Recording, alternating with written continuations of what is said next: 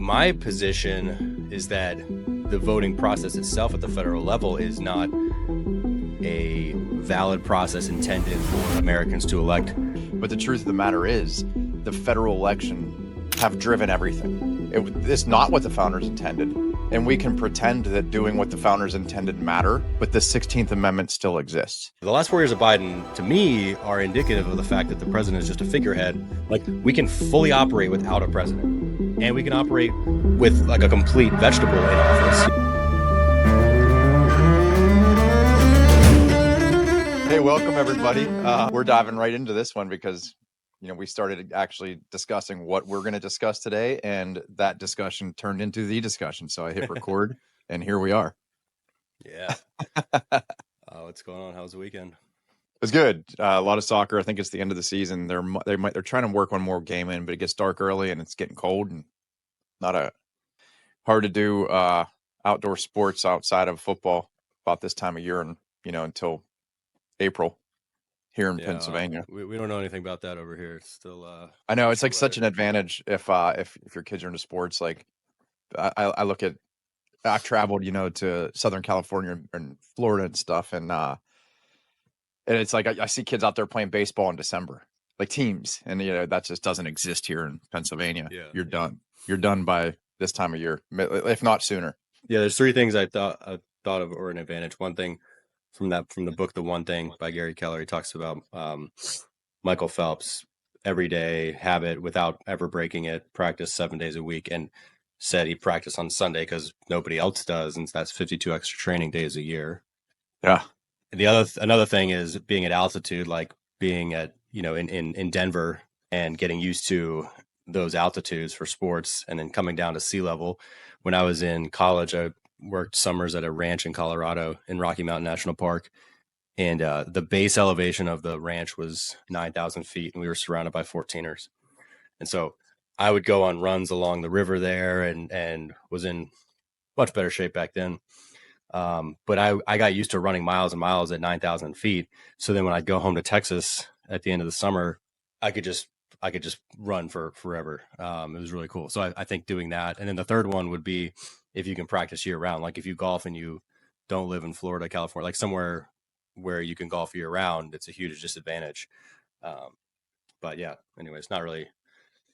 Oh yeah, that is a huge disadvantage. Yeah, that's wild you say that, because when I don't know if they even still have the program going. They keep changing pilot training, but when I went, there was a program called IFS. It was initial flight screening. It was kind of like I had that. Did you? Yeah, you flew maybe 18 hours maximum. For us, it was in a Diamond DA-20, but ours was held at Pueblo, Colorado, which I don't know, maybe 4,000 feet elevation. I'm not sure what it is. I'd have to look it up. But coming from here, and it was wild. I just commissioned, just did the PT test there, blazed through it like it was super easy. Matter of fact, I remember like I finished and I went back to help somebody who was like a really bad runner and just run alongside them. So like I kept running, and I substantially dropped my time. And there had been like 2 weeks since I'd run, but they gave you PT test the day you got there. And I remember I was like huffing and puffing. My side was hurting. Like that 4,000 feet made a massive difference. It's amazing what the elevation does.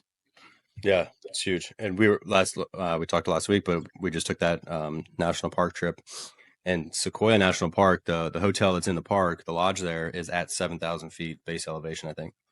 And Kings Canyon the next night where we stayed, that's also 7,000 feet. So within a day to go from 0 to 7,000, like I'm bringing in the suitcases. I bring in, 2 bags, and I just sit on the bed and have to like catch my breath. Like winded. I felt ridiculous, but well, anyways, what we wanted to talk about today, just a timely episode about voting, but we don't want to just go specifically into which candidate is better.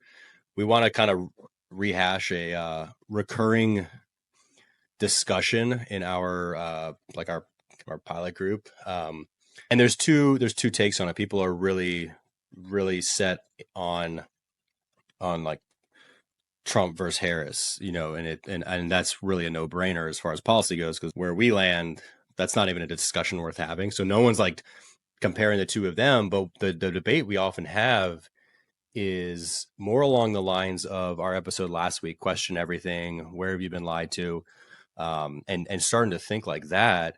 And so my position is that the voting process itself at the federal level is not a valid process intended for Americans to elect the president who leads them. I think, and I'll get into my position a little bit later. We're not really debating here, but it's very reasonable to question anything coming from the federal government, and that's what we want to do here. And Brian and I land on, we both thought through this thoroughly, and I think we could both make each other's cases. Like, we could steel man each other's arguments because we've hashed these out pretty regularly in our group, and so it's not a debate, but I just think we've thought through it thoroughly and landed on different decisions here.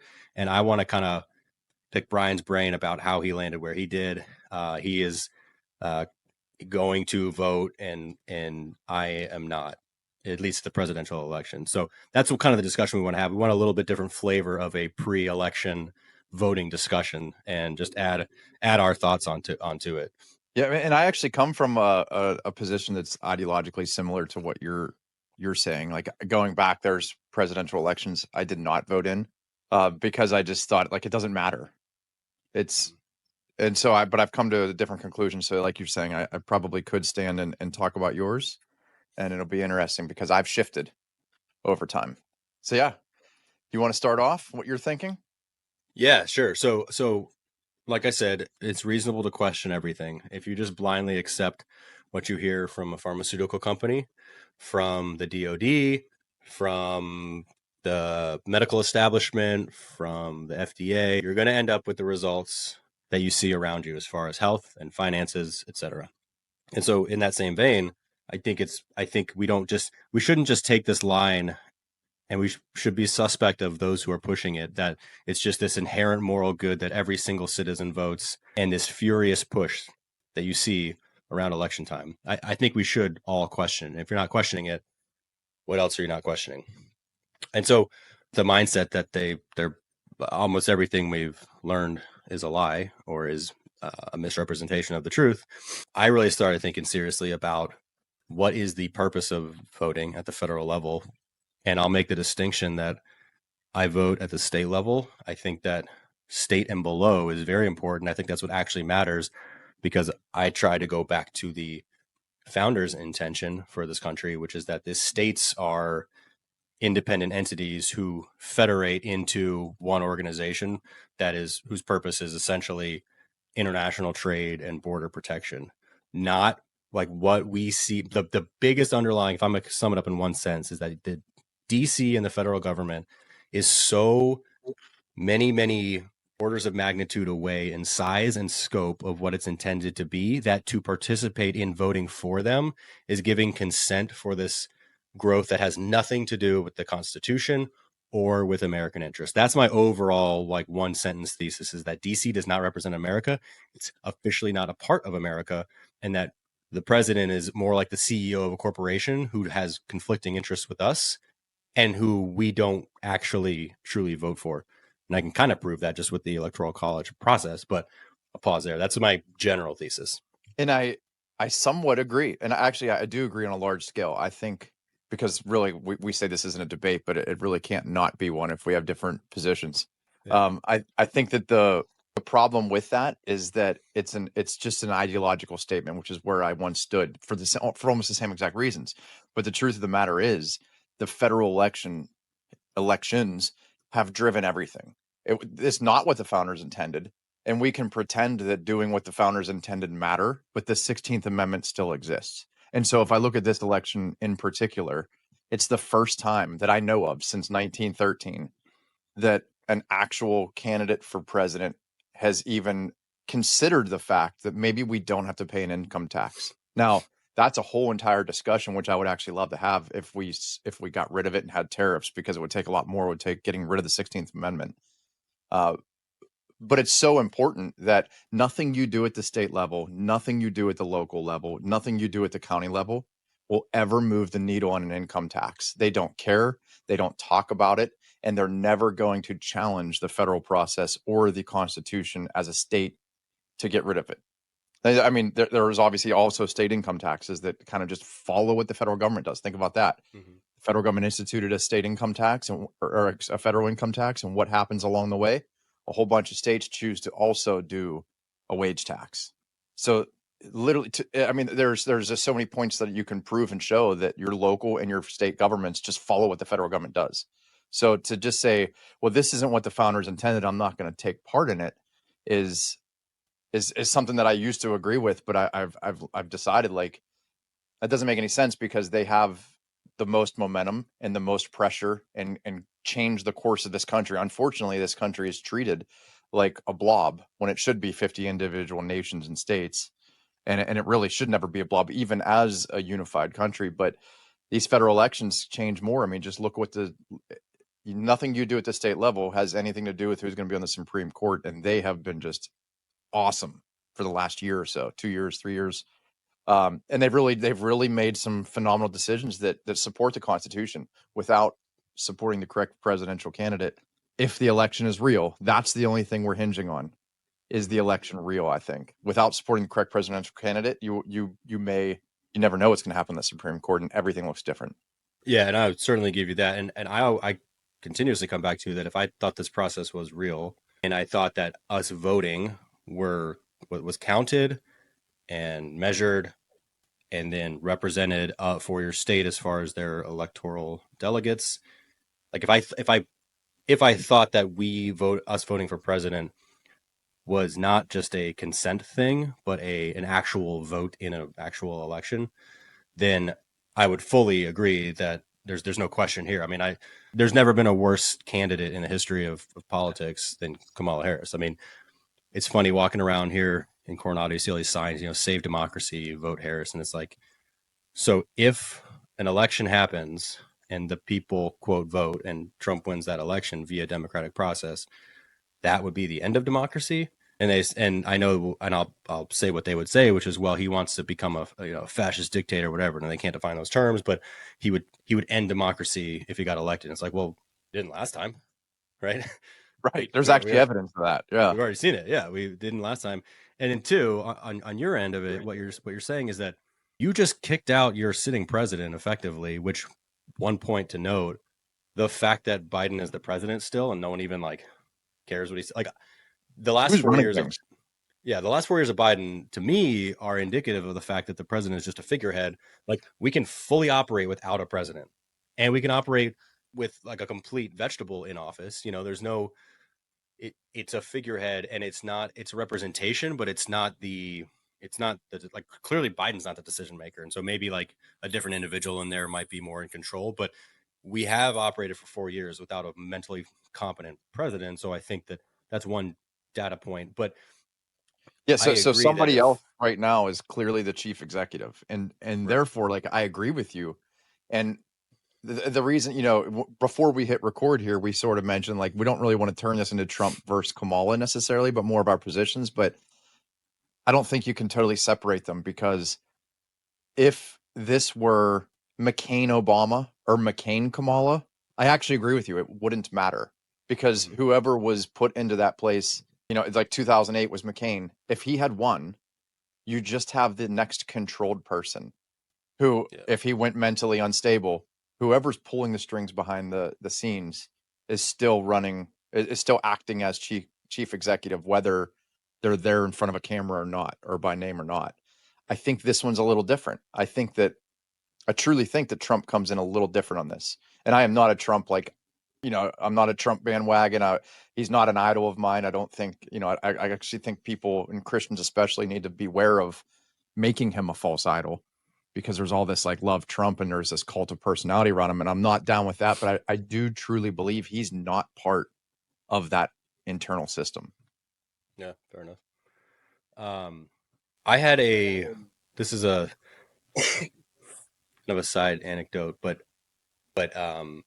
I remember 2020 election. I was in an elective at Kennedy School, and it was a cyber tech and cybersecurity elective with Professor Bruce Schneier, who's probably authored 50 books on the topic. I think as far as the academic world goes, he's one of the premier cyber tech experts. And his elective each year was based on something happening. It was like on a current. So like one year, I'm making this up, but one year it might have been like like Bitcoin and financial security or something like that. But it was something topical to what's going on. And I was there during the 2020 election in his class. And so that was the class that was obviously the topic. It was election security and all of like the technical details of voting machines, voting calculations, all that stuff. And it's a really, really complicated system. Like it's crazy how complicated it is. And I do know there's no easy answer to like, well, yeah, just count every vote. Like the processes are so complicated and there's 50 different ones and it's a nightmare. But anyways, so we're at this class and the election happens. Everybody goes to sleep. Trump obviously won that. And the next morning you wake up and find that like the 5 different counties and the 5 different swing states all had huge influx of Biden ballots that were all at the same ratio, like 80% of these ballots found in all 5 of the counties or something like that. But it was a statistical impossibility that this was a legitimate thing. Right. And so that was the one, everyone listening to this, I'm guessing is probably on the same page. If you're still with us at this point, especially after last episode, you're probably skeptical of the 2020 election. We certainly are. I think it was pretty obviously stolen. You can't create a statistical model that could ever show that outcome. Yeah, go ahead. And if that's not you, I want your comments. Yeah, sure. If you disagree, please. I want to hear what you have to say. Anyway, go ahead. Sorry. So we wake up, we have like, oh, wait, what? It's not what it was when we all went to bed at like 1 a.m. And so the 3 a.m. ballot drop, all of those ballot drops were the same ratio of Trump to Biden votes, and they all swung towards Biden and typically like that whole thing. It was very fishy. Even if you supported the ultimate outcome, it's got to be fishy. But I remember the next day, maybe it was Tuesday or Wednesday, we went to the class, and the first thing he said was, well, that was really just a clean, like everything worked perfectly. Like that's how it's supposed to be done. That was a great election. Like no issues there. And I remember thinking, like, looking around virtually in my Zoom class, I was sitting at a brewery in New Hampshire, but look, just being like, wait, that was the cleanest election, the safest, most secure election you've seen. Like you have no questions on that. And I remember thinking, this is one of the foremost experts in this field. Many books on the topic, and just no issues. And so I think that it's not exactly what we're talking about today, but I did want to mention that in support of the idea that to trust the experts is do that at your own peril. But one thing that's all right, here's the analogy I make. Again, I would vote for Trump if I thought voting actually installed, like was contributed to putting the person that wins the election into the White House. I would absolutely, there's no question here. Like obviously Trump's the better option of the two. But I liken it more to like, when you get the USA proxy votes in the mail because it's technically a mutual company and it's like, you can vote for the board of directors here, or you can just check this box and you proxy your vote with these 3 people, whatever. And the life insurance companies we use too. I just got one from one of the companies we use. Would you like to make your own selections, or do you want to proxy your vote to these 3 individuals who run the board, whatever? I liken it more to that. You might get a say, but even officially, we only indirectly vote for the president. And we were never intended to vote for anything but the lower house of Congress. We didn't vote for senators, the citizens didn't, and we didn't vote for the president. Basically, us casting votes in a presidential election was essentially like a finger in the wind. What does my state mostly want? And then your party elects delegates for the Electoral College, who then vote the way that the state wants, allegedly, but there's also the unfaithful delegates, as they call it. So the fact that you can have these Electoral College delegates who actually vote for president, not the people, actually it's the Electoral College, those individuals, and those individuals are 2 plus your number of House. So basically every seat you have in Congress. So everyone has 2 senators, and then you have X number of congressmen in the House of Representatives. And so that number plus the 2 senators is how many Electoral College delegates you get, right? That number of people who are elected after the public election on Tuesday, November, whatever, after that, your parties vote for these delegates. And then those delegates actually place votes for president, right? And to me, I mean, I think I understand the justification for that system, because democracy itself is not a good system. It's not what we have. You do not want a democratic, 51% majority vote. Democracy, I think, is a bad form of government, and it's a few alarm bells should go off when you hear over and over and over, protect democracy, save democracy, we're spreading democracy, democracy, democracy, democracy. And it's like, wait a second, we all, like most of our listeners know, we're not a democracy. We never were intended to be. We still aren't one because we don't directly vote for the president. And here's one more final thing that should make you kind of wonder is the Electoral College does not have to vote with the majority of the state. In a lot of states, they have the unfaithful delegate or unfaithful elector laws that they put in place to say you have to go with the will of the people or there will be a punishment. As far as I know, I don't believe that anyone's actually been, but that the fact that delegates can abstain from voting and the fact that delegates can vote opposite of what the people want by the popular vote, it just goes to we are maybe we get a proxy vote where we can submit our input, but we're not on the board of directors of this corporation, and the board of directors is electing a CEO, is putting a CEO in place, and we might get more of a customer survey, customer satisfaction, like let's put a finger in the wind and see what the sentiment is, but we don't actually get a say, and that's why I don't feel the same. Even though I think it'd be much better for the country if Trump wins. I don't have this same guilt of like, well, you got to do something. If you don't do anything, you're letting Kamala win. It's like, well, no, it's just the system stinks to me. And I think that there's more to it than what we're told. But anyways, I'll pause there. That's good. And I remember Walter Block said one time I can't remember where I was listening to him, what podcast was. Do you know who Walter Block is? No. He's a professor, libertarian minded. His probably, I mean, like hardcore anarcho-capitalism libertarian, and he's probably published more than almost anybody in history. It seems it's crazy amount of times he's published. But one time he said like he won't buy into that, like, well, if you don't vote, you don't have a say kind of thing, which is sort of like what you're saying, and it's just like, well, no, because you gave me wrong, and I didn't choose either one of them. So I have more of a right to bitch about what's happening than you do, who chose one of the wrong choices. Right. It's kind of like, that was the first time I heard that. I was in my early 20s, I think. And I was just like, wow, that's the first time, all I ever heard was like the boomer phrase, like, if you don't vote, show your ink thumb, you don't get to say anything, stay silent. And it was just like, when he hit me with that, I was like, dang, that's pretty intelligent. And so I stood on that for a long time, and I still believe it's true. I come back again to sort of what I said in the beginning, is that all of that is based on an ideology and not practicality. Question is, have the delegates ever voted against the popular vote? I know they've abstained. So some of them might abstain, but has it ever affected the election? I'd have to look. Yeah, I don't know. I know that there's been a handful of times, like actually twice this century, that the popular vote went opposite, but that's a completely different issue mathematically than what you're talking about. I don't know that it matters. So like I understand the structure. I like the structure, but I wish the structure mattered. Because they just simply don't do the opposite. You don't get, like in the state of Pennsylvania here, however many million of people vote. If the popular vote goes to Kamala, they don't stand and go, you know what, the majority of our states, especially in the cities, are especially around Philadelphia, are a bunch of mouth breathers. So we're not going to do what they wanted because we know it's worse for the country. They just don't do it.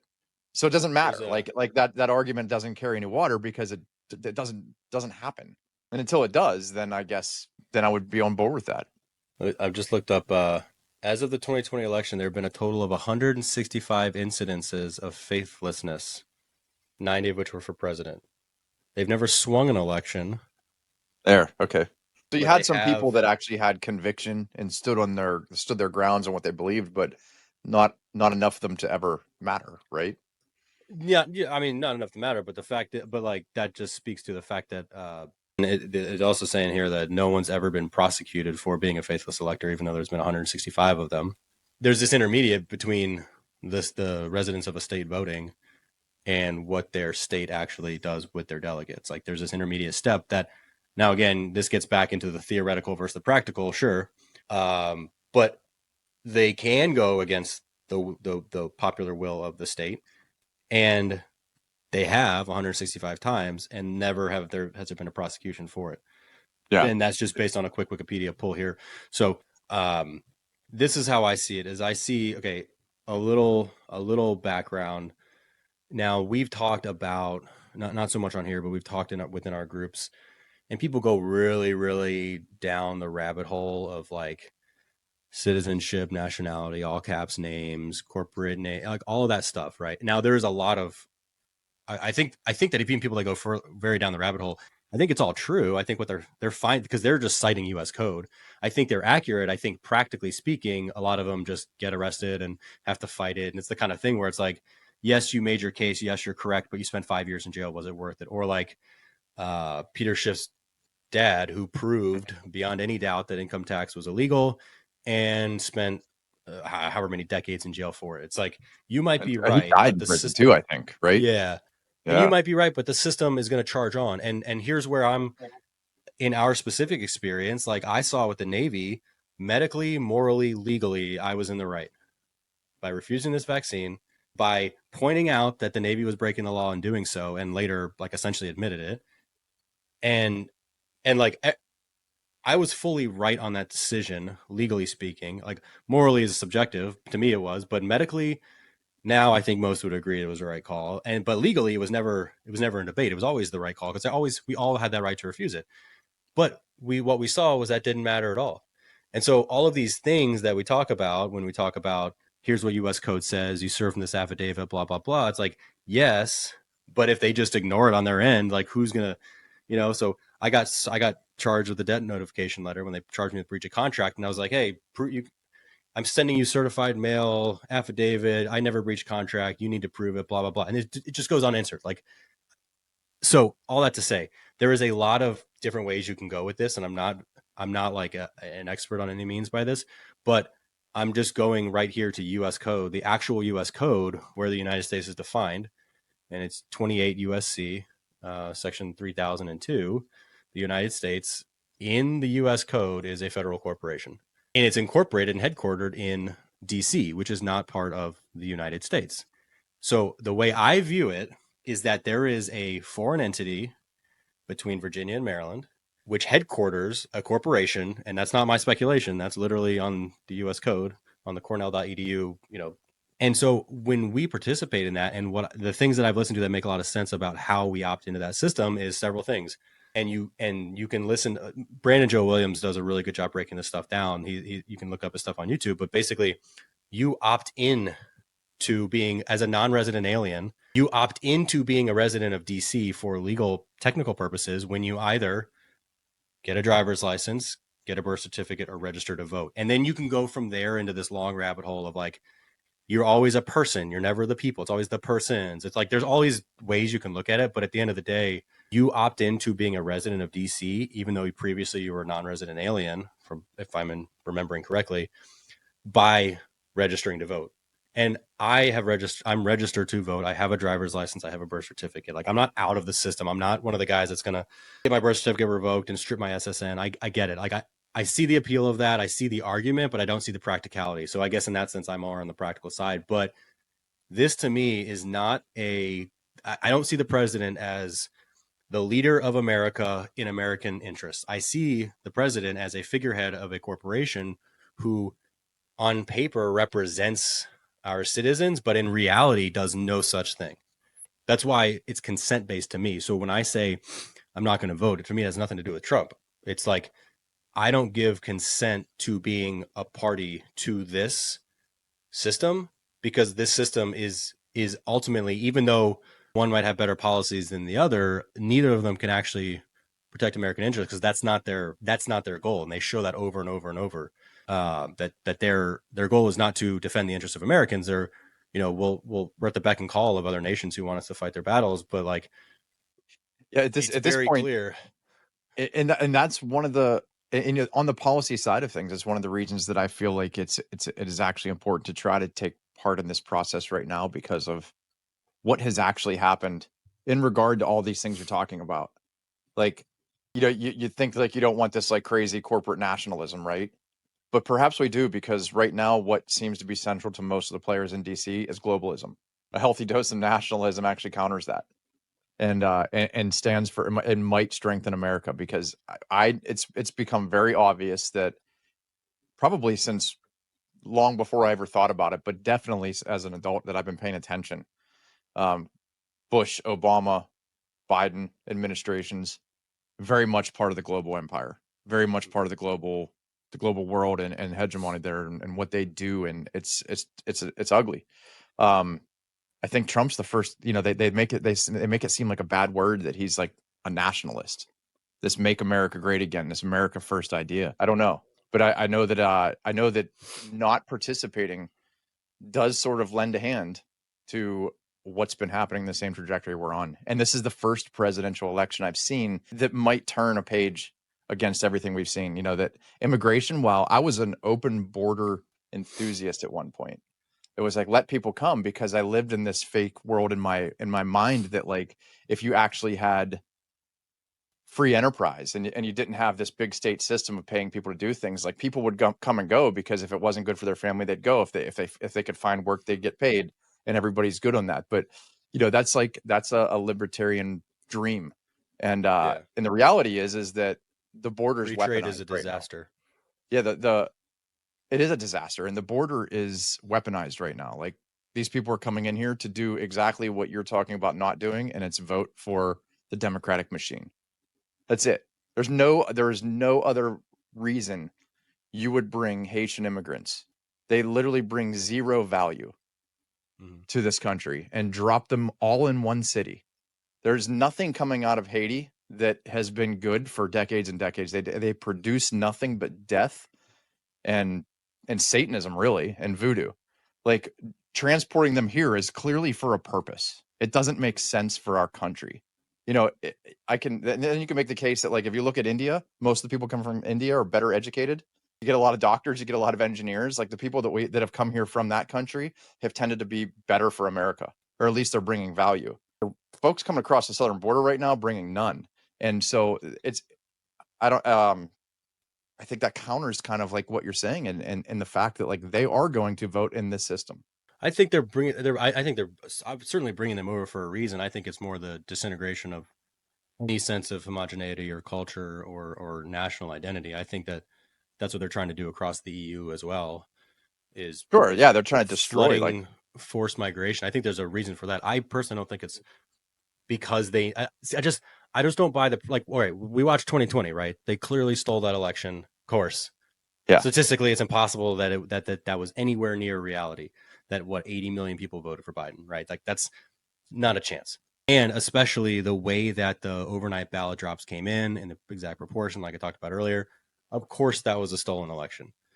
So I just don't think, like, why go to the effort of, like, bringing in an additional 1,200 votes from Haitian migrants when you don't need to. Like, if it's like, fool me once, shame because you on didn't you. need to. Exactly, because you didn't need to, because you could get away with things. But, like, half the country is aware of it now. I think that caught a lot of people by surprise. I think there's been cheating in elections for a long time. Obviously, I mean, we're human beings. Wherever there's human beings, there's going to be people trying to cheat the system, right? And fake things. So they've never been 100% perfect. They never will be 100% perfect. But I think that the cheating was on such a grand scale in 2020 that half the country became aware of it. So the only way to mitigate that is to actually have real votes, that people that actually cast those votes, to have a better proportion against what they can still do with the machines. You're not going to be able to bring machines in and have that crazy graph that was just like losing, and then it goes vertical and overcomes, the Trump vote. We've all seen those graphs. Exactly what you talked about happening overnight in the 5 swing states. Like, that happens again, all the alarm bells are going off. But if you could flood other votes that have actually been cast via something like illegal immigration, that make that initial line a lot larger, then when you bump it up and flood it with some extra machine votes or whatever fake ballots or however they're casting those, it's not so obvious. I think there's a case to be made for that. Yeah, we'll see. My suspicion is that the sentiment around, like, part of me feels like they're going to try another steal, but you're right. I mean, their candidate is so historically bad. Got less than 10% of her home state in the 2020 election, the first to drop out in a field that included, like, Pete Buttplugger and Amy Klobuchar. she was the first to drop out because she got blanked in her home turf. Like nobody Yeah. voted for her in her own turf. So like, Oh, dude, it's so bad. The worst candidate, clear, definitely worse than any candidate that I could ever name. And I don't think there's really an argument to that. So like, yeah, go ahead. Sorry, I got excited. I think they're gonna. Part of me thinks they're going to attempt to steal, but again, then again, it will be hard for them to genuine support for her because she's just such a train wreck. And I think that people only vote against Trump or for Trump as far as the voting goes. Well, yeah, that's what I was going to say when I almost interrupted you. Is like in my lifetime and probably far before that, this is the first election where there truly is only one candidate on the ballot. Trump is the only person on the ballot right now. You're either voting for him or you're voting against him. Like I can't even say with Biden, there was some number of people that actually liked him and wanted to vote for him and were in his camp, we're campaigning for him, we're excited about him. I don't think that's real right now. I think it's just that people hate Trump so much that they feign support for Kamala. Like nobody's really excited for Kamala to be on that ballot. Nobody. I don't think it exists. Now that it appears her VP is diddling kids, and all of the allegations are seeming to be true. That he might be, and I mean, you know, I mean, I'm not going to make, I'll say allegedly here, but allegedly seems to be a gay pedophile. Is what seems to be coming out, and we'll see if that's true or not. But the fact that like in an election with stakes this big, as they say, that you don't drop him just with the fact that there is credible evidence that he was going to concerts with teenagers as an adult, like there's some really weird stuff that should make the party be like, hey, let's get him out of here instantly. The fact that that's not even happening, it kind of seems like people have resigned to, at least the sentiment that I'm kind of hearing seems to be resigned on their side. They seem to kind of be resigned to the fact that like Trump's going to win. So I don't know. Part of me thinks they're going to steal again, but then again, like you said, generating that actual support, like it might be so hard to steal.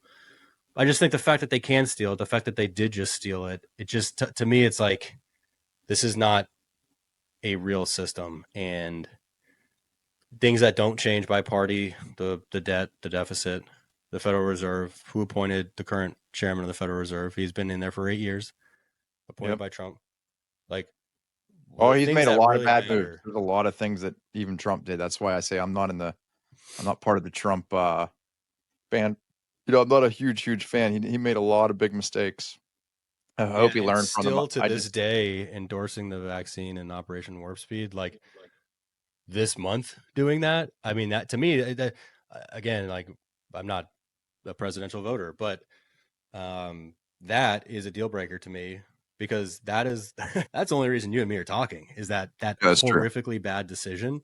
And so like I understand people initially being supportive of that, and him giving like Fauci the humanitarian award or whatever service award he gave him for this, for that whole thing. But like, I kind of wonder, like, would he have mandated it? Because the mandate came after. I am curious, like, would he have actually mandated it? Who knows? Like 50-50. Well, the DOD was driving the ship. Like, it doesn't matter. Like, that's true, because Biden isn't the one. He didn't mandate it. It was it was Lloyd Austin. It was just under his administration. Yeah.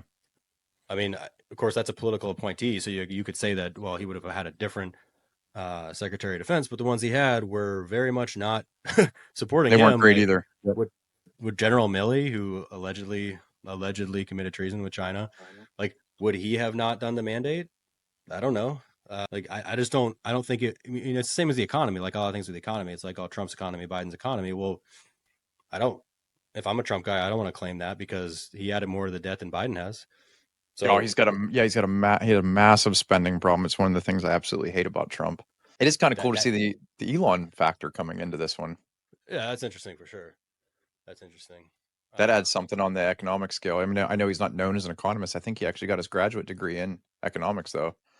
He's no dummy. Being known as an economist is not negative. Not necessarily a badge of honor. Yeah. Yeah. But I mean, I don't ascribe. He steps into Twitter and economy. 80%. It's just like, if there's one guy that's going to audit spending and actually be able to do something about it so far, that's ever presented those abilities in his private life. It's Elon Musk. It'd be fascinating to see, but they would have to clear the way for him. There's too many government obstacles. It doesn't happen in the corporations that he builds. But still, I think it's pretty cool to have him on the team. Same with RFK. Yeah. I wouldn't want Robert Kennedy as a president, but I love his stance and his long-term stance, on long before you and I were ever thought twice probably about vaccines. He was already questioning the science and fighting fighting environmental battles in places that matter. He wasn't fighting climate change to make sure we don't have a tenth of an inch rise in the next quarter century. For the next 250 years, what I meant to say. Yeah, like he actually was fighting real economic battles against things that poison people. So I love him. I mean, that whole make America healthy again movement now that he's a part of, like he's putting pretty good people in place.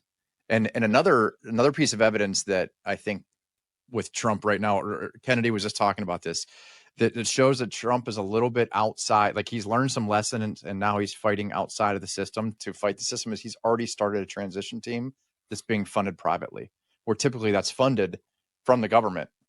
And then they can put their own players in there. So that kind of happened to him before, and they saw what was coming, what he was doing in the middle of the transition. And he's not letting anybody involved in government right now be a part of that as he builds the plans in the transition team. So that's promising. He's learned some lessons. So I think this is, I don't know if I'd say it's the last chance, because I think that, you hear that every time that there's an election. This is the most important. Every election is the most important election. It's not the last chance for America, but we are definitely traveling down a tough road that's leading toward not, kind of funny to the Weimar Republic. I just laugh at that because now they're trying to paint him as a Nazi. Yeah. Well, but it'd be cool, man. Again, on the tariffs, I don't necessarily love tariffs, because you'd have to get rid of the 16th Amendment, because eventually you would, even if he's closed the income tax for now and you still have a 16th Amendment, and then later you could have tariffs and an income tax. They're just going to bring it back. So that would also create, to talk about the economic side of that, like you would have to have that amended, an amendment, a constitutional amendment process there. And not only that, I'll eat my own words that in one of our groups, I was adamant that no one's ever going to campaign on repealing the income tax, because there's no appetite for it, because there's no possible world where that happens. And so it was like, someone had said something along those lines, and I was like, no one's talking about that. No, like we will be lucky. But here's the reality: is even if he's saying that, you can't have a fractional reserve system. Like we can't have the system we have today, where we have a blank check spending and then get rid of income tax. Like it just doesn't. It's not going to happen, because of the percentage of how much of the deficit is of like total revenue collected. Like back in the day, that might have worked, but it's not a possibility now. You would need to have some kind of sound money in order to actually put these checks in place, or it doesn't matter. But I would say, economically speaking, the best case scenario is that the TCJA gets extended. That sunsets at the end of next year, January 1st, 2026. We're back to previous tax treatment, tax law, that Tax Cuts and Jobs Act. If that sunsets, it's going to be pretty damaging across the board for the economy. And I think if Harris is elected, if she's installed, it'll sunset. It'll be really, really bad economically. But I think the best case scenario is they extend TCJA. The idea of getting rid of an income tax, like that's a cool talking point, but the cool thing is it's never been a talking point in a presidential election that I know of. It's only ever been a talking point in outside things like this, like a podcast or, people writing papers. It's actually hit mainstream. People were thinking about it. There are people alive our age that probably don't even, I guarantee there's millions of people that don't even know that 112 years ago, nobody paid income tax and this country was doing great. People don't even know that. So to even enter that into the public, it's almost like we talked about on, I forget which episode it was, where even if it gets slowly dropped in right now, maybe in 8 years, it becomes a serious discussion, because people are just now hearing, they're like, wait, we can not pay income tax. I didn't even know there was a possibility. So I think it matters that it's even being brought up. It's super important. The only way it enters the national discussion, people actually start to think about it. as if it's brought up on a grand scale like this. Like he was talking about on Joe Rogan's podcast. That thing has 33 million views right now just on YouTube. I was trying to catch a little bit this morning. I'm like halfway through it. How many people have listened to that? And then they show it all over, all the clips on all the social media. So for the first time, there's probably millions of people even thinking, we don't need an income tax. What we need is like a repeal of 1913 completely. Mm-hmm. Everything that happened that year, it's the worst year, in my opinion, in American history. We got the 16th Amendment, 17th Amendment, and the Federal Reserve. 17th Amendment later, ironically, is almost exactly what you're talking about. You know, the problem with some of the Electoral College type stuff, like, if you ask most people, I've done this for years now, what the 17th Amendment is, most people don't have any idea, but it's the direct election of senators. So prior to that, you elected your state representatives, or your state legislature. They call it something different in all the 50 states, but you elected those folks, and then they appointed a senator. So now the senator was actually beholden to the state. They could recall a senator who was not doing the bidding of your particular state. So your two senators actually represented whatever state you lived in.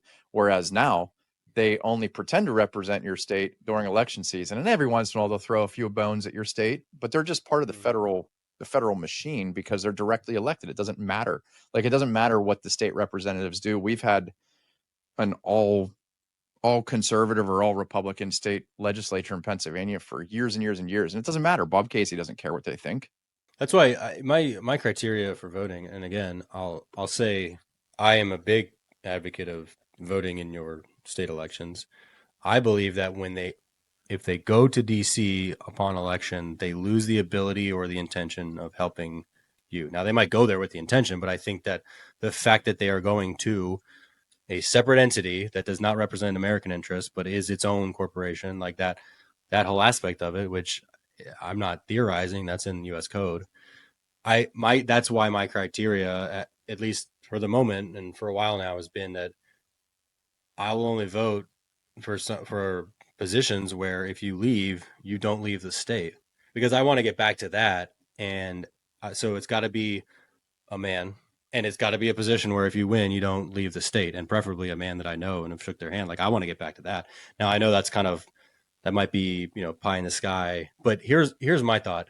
It's always a 50-50 election, right? They need a 50-50 election because that's the consent aspect of it. And when we get to the idea of, like, revelation of method, where, we show you, hey, the ingredients are on the ingredient list. It's on the back of the box. If you still eat it, hey, it's on you. Like, the ingredients to this vaccine and the fact that we've never tested it are in the vaccine insert. If you give it to your child and put it directly into their bloodstream, it's on you, right? That, like, revelation of method, it's not hiding in plain sight. It's just, we tell you, and if you don't do your due diligence, then it's on you. Like, that whole thing is kind of how I view voting. And here's what I think. Now, if we're just talking about, like, speculation, never going to happen, but this is going to be another 50-50 election. They always are. I mean, I could be wrong. We'll see in a week or two. Maybe by the time you're listening to this, I think we're going to try to get it out before the election. I think we'll try to get it out this Friday, but maybe it comes out afterwards, and maybe we all know something different, and it wasn't a close election. I think it's going to be another close one. It's always a tight one. So when I think, and people say, well, if, it's such an easy thing, like, it's 15 seconds, there's no cost to you, why would you not? Because the downside is nothing. And it's because I think that it's giving consent to a system. And I actually have said multiple times what you said, Walter Block said, and I don't know if I got that from him indirectly, but you don't get to, if you don't vote, you don't get to complain. And it's like, no, if you voted in 2020, you participated and consented to that outcome, and you might not agree with it, but you were part of the 49.9% on one side, whatever. Like, I opted out of that because I did not consent to this system. And so, I don't, like, complain about it, but that does ring true to me, that if you vote, if you participate and give your consent to the operation that they're running, that is the revelation of method. They showed us that it's fake last time. So if you do it again, to me, you don't get to complain about the outcome. Now, hopefully it doesn't result in a Harris presidency, but here's what I think is more powerful. Imagine if every Republican, every conservative in the country abstained from voting. All of a sudden, I think that would be much more terrifying to them than Republicans getting like a 5% swing. Would be if 70 million votes come in and they're all for Harris. What does that tell the whole world? That tells the whole world Nobody here believes this is true, and we have a fake government. That, I think, is the most terrifying outcome to them, is that Republicans don't vote. And in this case, like, if everyone, I mean, again, it's not going to happen, so I would I say I can don't even think speculate, they've thought about it. but I It think that would be that would terrifying if it terrify happened, but them, because yeah. look at what would China say? Like, you're not the president. I mean, people are barely consider Biden to be the president. Like, other countries are like hosting Trump. Like, they still, I think they mostly think he's still the president, and I think he won the election. But like, like the Saudis don't even deal with Biden. Like, they just shun him.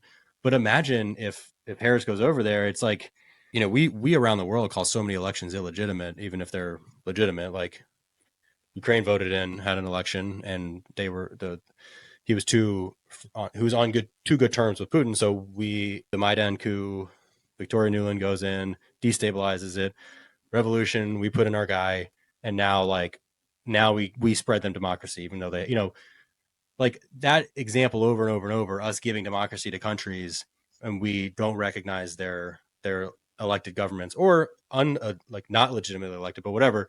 This idea of like, we don't recognize all these governments around the world.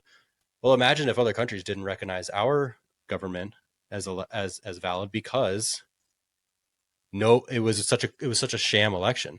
And we see like Venezuela just voted, and of course, whatever, Maduro gets 98% of the vote, and we all know that's bullshit, because there's so much popular unrest against him, whatever.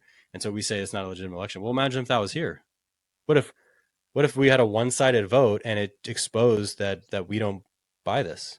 I would like to see it come back to the states, and I know that's ideological, and I know that's not practical, but I kind of fall back on the consent piece, where like, I don't consent to this 10 square mile entity on the Potomac that is not on paper, per its own code, part of the United States, or not the United, part of America. I want to get back to the states, and so it's more. I will admit my position is philosophical and idealistic, and probably less practical. But I just don't see, like, no matter who's elected, American troops are not going to be protecting Americans. The debt's not going to go down. The Federal Reserve is still going to make monetary policies, i.e., the banks are going to make monetary policies. Like, a lot of things are just not going to change. It's a uniparty, and I do see that, like, Trump is a disruptor in that. I don't know that I buy the full degree that, like, he's totally outside the system. Yeah. Well, I mean, But to sort of proof that he's not is the fact that he will straight up say that he donated to both political parties his entire adult life because it helped move the needle for his business.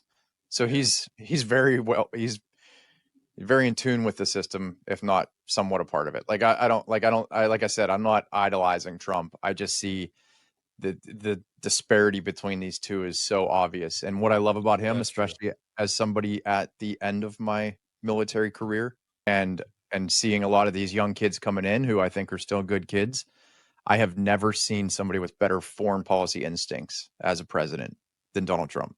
And if nothing else, I think we're less likely to go to war under him than we are under Harris. Nobody respects Harris in this country, let alone outside of it. yeah, You think somebody with such a strong, personality as Vladimir Putin respects Harris, who has like the IQ of your room temperature? yeah, I very don't true. know. We'll see. I don't I know. mean, But anyway, so if, all right, I want to land the plane with this because you talked about some of the most important things. And I would say that some of the most important things are the fact that we are among the wealthiest nations in the world with one of the lowest savings rates. We as individuals can move the needle and become part of that 10% by learning to save more of our money in a preferable place where we have control, efficiency, use of that money, and it provides a generational legacy, income tax free, as we talk about that, by practicing infinite banking and learning to become your own banker. So controlling your capital and the way your money flows is paramount and foundational to all other wealth building activities. Regardless of who's president, you should still look to save money in a proper place and control it. Yeah, we're both going to be acquiring rental properties in 2025. We're both going to be Yeah, investing. Our cash value is going to go up every single day of 2025, like, regardless of what happens in 2 weeks. Um, if you make money or lose money in 2025, it's because you chose to. And that's I right. And think regardless of a who lot. wins this election, Christ is king. He's still sitting on Yep. his throne. And that's what really matters in the end. Yep. And I'm not trying to sway anybody to not vote. I think there's two possibilities here. You either vote for Trump or you don't vote at all. Those are the two reasonable options. And I think probably 98% of our audience falls in your camp and is going to vote. And that's totally fine. I just can't get around the consent part of it, but I'm not trying to sway anyone to not vote or say that if you do, like, it just, I fall back to the philosophical on this, and I just can't wrap my mind around. There's always going to be the bottom 2%, and it just sucks you're in it. But yeah, my cash value is going to go up on election day, no matter what. So some things are not going to change. Yeah, cool, man. And good talk. Yeah, it was fun. All right, buddy. Well, I got to go set up a fellow patriot with a policy here. We're going to go over his policy documents and get him set up and capitalizing. So we're going to keep doing that. Yeah, we're definitely going to keep doing that no matter what. So if that's something you want to do, and if you see the importance of doing that, reach out, please. Like, follow, subscribe, call us, get on our calendar. We'd love to chat with you. Thanks for listening to Remnant Finance. If you found any value at all in this episode, please subscribe, leave a review, and share it with a friend.